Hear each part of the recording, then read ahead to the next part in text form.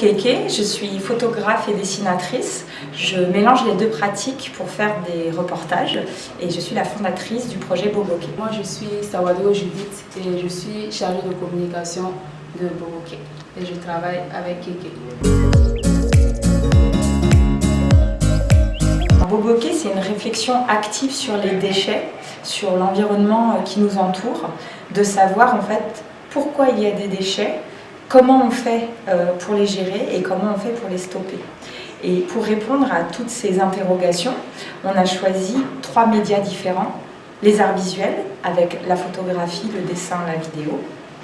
Les arts scéniques avec un spectacle qui mélange danse, musique et conte en mélangeant tradition africaine et musique contemporaine. Et également l'artisanat avec le tissage Faso d'Anfani. Donc on récupère, en fait on se sert du tissage, de la culture du tissage ici, et on récupère tous les déchets souples de la décharge, donc tout ce qui est chute de paille, vêtements gâtés, plastique, papier aluminium, qu'on lave, qu'on redécoupe et ensuite qu'on retisse sur métier traditionnel, et nous faisons avec ça un nouveau tissage qui s'appelle les tissages d'Inanna. Alors, pourquoi avoir créé Boboké? Moi, je photographie, je suis très engagée sur toutes les questions climatiques, avec le questionnement autour du déchet. Et depuis que je suis photographe, en fait, j'ai toujours fait beaucoup de photos autour des déchets, sur les poubelles, sur tout ça. Et je me posais la question, en fait, quel est le lien émotionnel, quels sont nos déchets en fait émotionnels, que en fait les déchets matériels proviennent de nos déchets émotionnels. Et au fur et à mesure du temps, je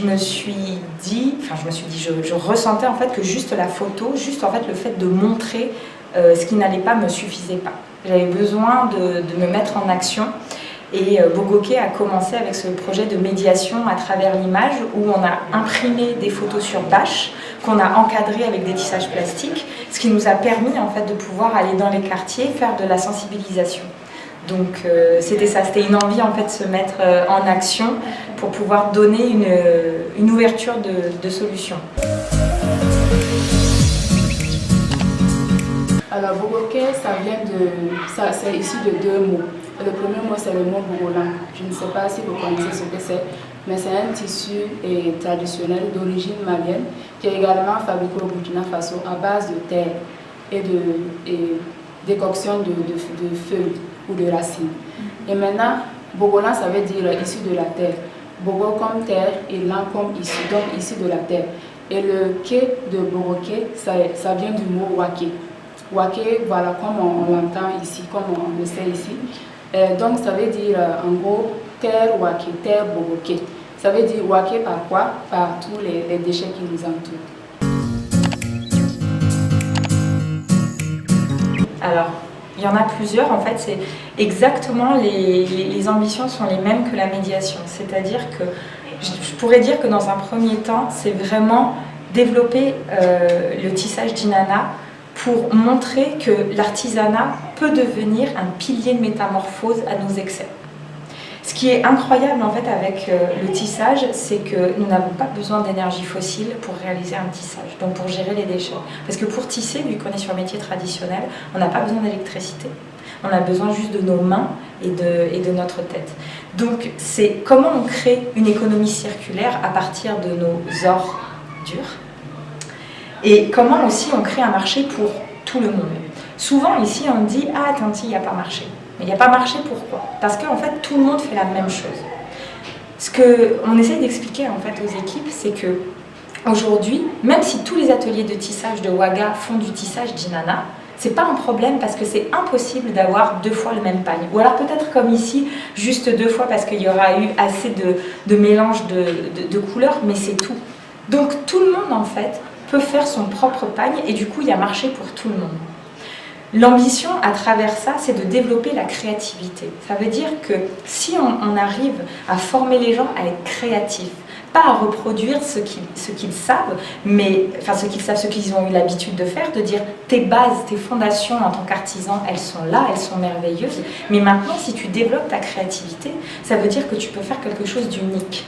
Et cette chose unique, elle ne sera pas copiable. Donc forcément, tu vas créer ton marché, et si chacun fait de même, chacun va créer son marché, et là, il y a un marché pour tout le monde. Et en plus, on redonne de l'argent. Je veux dire, créer une économie circulaire, ça veut dire quoi? Ça veut dire quand on achète quelque chose à un artisan, l'argent, en fait, il nous revient, parce qu'il reste dans le pays. Donc ça, je dirais que c'est la plus grande des ambitions.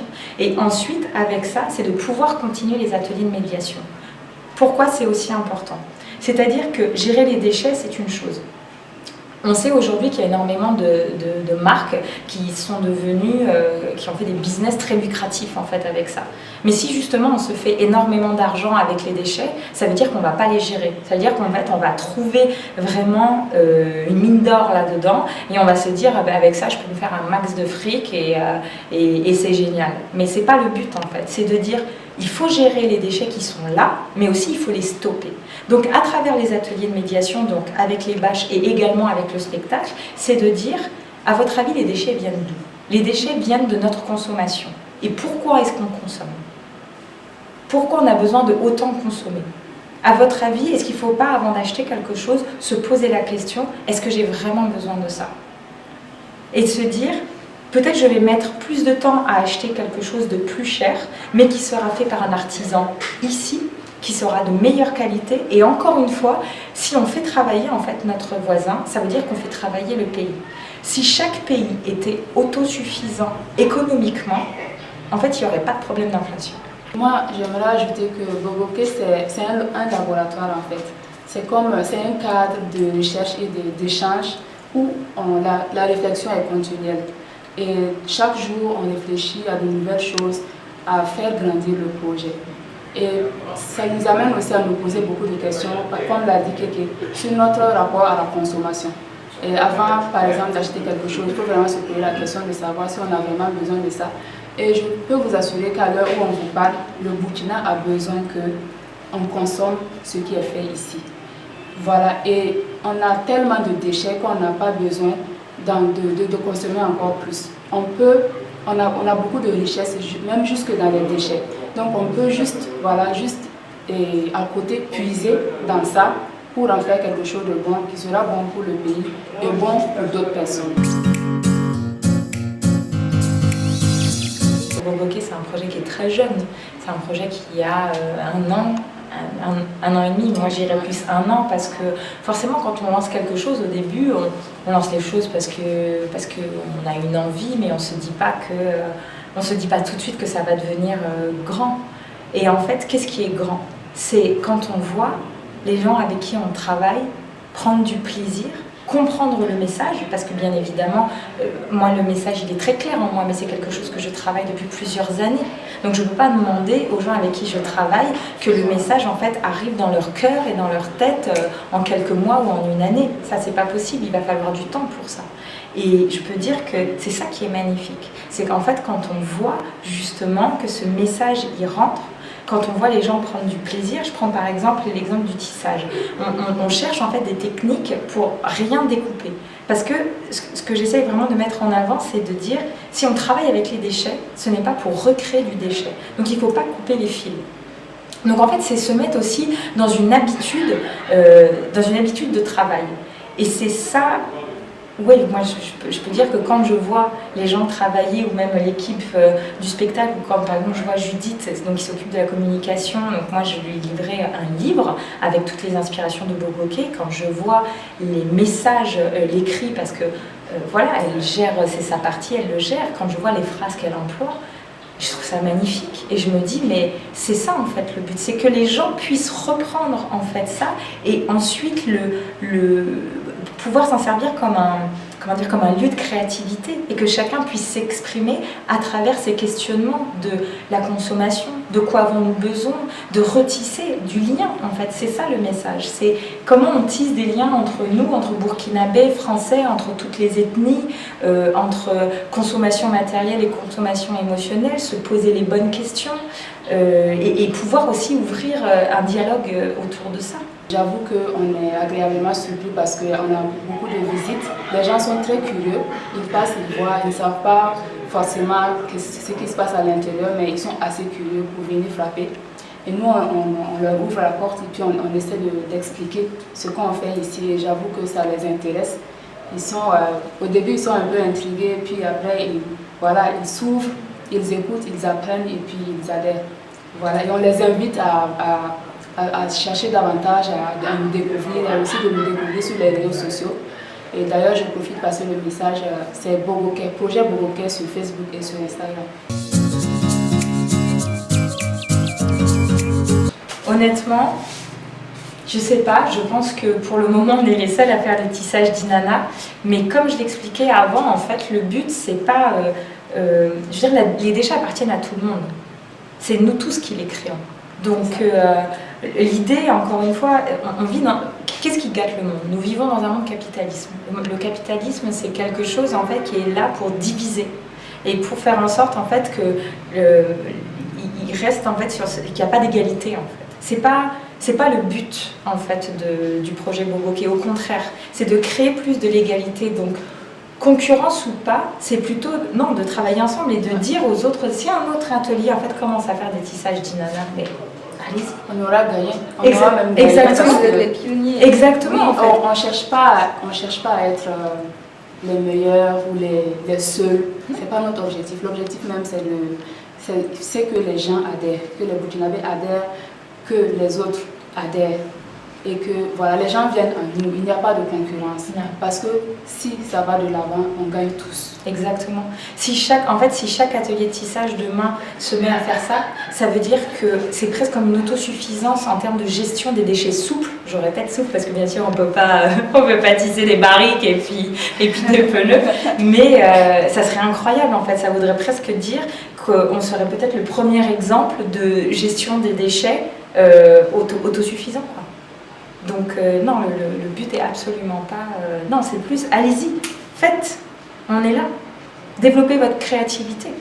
Mon souhait, c'est que les gens se rendent compte de ça, que c'est une mine d'or, que le tissage des déchets, c'est quelque chose de très créatif, d'exceptionnel et qui peut être une belle alternative pour le Burkina Faso sur plusieurs plans, sur le plan économique, culturel, sur le plan de l'ouverture d'esprit. On est là vraiment pour que le Burkina s'émancipe et en considération de tout, même des déchets. C'est ça. Et la mise en lumière en fait de l'artisanat. Je veux dire, c'est vraiment, moi j'aime à dire que Bogoké c'est une question entre tradition et évolution. Et comment on part en fait de ces traditions de l'artisanat qui est très fort ici au Burkina Faso. Bon, moi je suis tombée amoureuse du Faso d'Anfani, mais on peut faire, il y a plein de gens qui font avec du bronze, d'autres de la vannerie, enfin on peut tout faire. Comment on part de ces traditions-là et qu'on regarde sincèrement c'est quoi en fait notre matière première aujourd'hui? Bon, malheureusement c'est le déchet, mais qu'est-ce qu'on fait? Est-ce qu'on s'en plaint, on continue à se plaindre ou est-ce qu'on se met en action? Et justement à travers cet artisanat, comment on retravaille ça, comment on travaille la créativité et on en fait des choses magnifiques. Et ça répare. Parce que c'est avant tout ça, comment en fait on fait pour réparer la terre? Il faut réparer les cœurs. Il n'y aura pas d'industrialisation parce que le but n'est pas de créer d'autres déchets. Et comme vous le savez, le déchet, c'est à plusieurs dimensions. Et les industries polluent énormément. Donc, ce n'est pas ce qu'on veut. On veut, à partir d'une base qui est là, les déchets, et de pouvoir le transformer de manière artisanale. C'est-à-dire de manière à ne pas polluer, à ne pas créer d'autres déchets. Et je rajouterais que la crise climatique, c'est avant tout une crise identitaire. Donc, si demain, en fait, on industrialise le tissage, ça veut dire qu'on perd l'identité du Faso d'Anfani. Et donc, ça veut dire qu'on gâte le message. C'est pas le but. Aujourd'hui, on a besoin justement de valoriser les identités, de valoriser tout ce travail à la main, de valoriser le temps. Parce que la crise climatique, c'est ça, en fait, on a voulu aller trop vite. Et à force d'aller trop vite, aujourd'hui, on vit sur des ressources que même la Terre, aujourd'hui, n'est plus capable, en fait, de donner. On montre toujours le continent africain comme un continent qui n'est pas développé parce qu'il n'est pas industrialisé. Moi, je pense que justement, c'est l'heure au continent africain et aux pays qui sont ici de changer la vapeur, en fait, et de dire, mais regardez, regardez tous les autres pays avec votre industrialisation en fait. Vous avez pollué le monde, vous avez pollué la terre, vous avez tout gâté. Et nous, regardez en fait ce qu'on peut faire juste avec ça. Et ça c'est plus d'or que ce qu'il y a dans les mines. To me, the project is very humbling, and it is very much looking forward to possibilities we have for our nature and for our future. And I think that this is something that, especially we in Europe, we just didn't reach that space. I'm very happy to be here to spend time with local people here and to have known the project of Keke, because I think it's a very impressive initiative and can be a route to develop a very different type of economy. I just think that this is a project that should be seen worldwide, and it's the artists, their work is just impressive and it's beautiful and it's perfect for what it is and in any standards. So I'm very happy that we were able to go to the studios and see their work and share some time with them.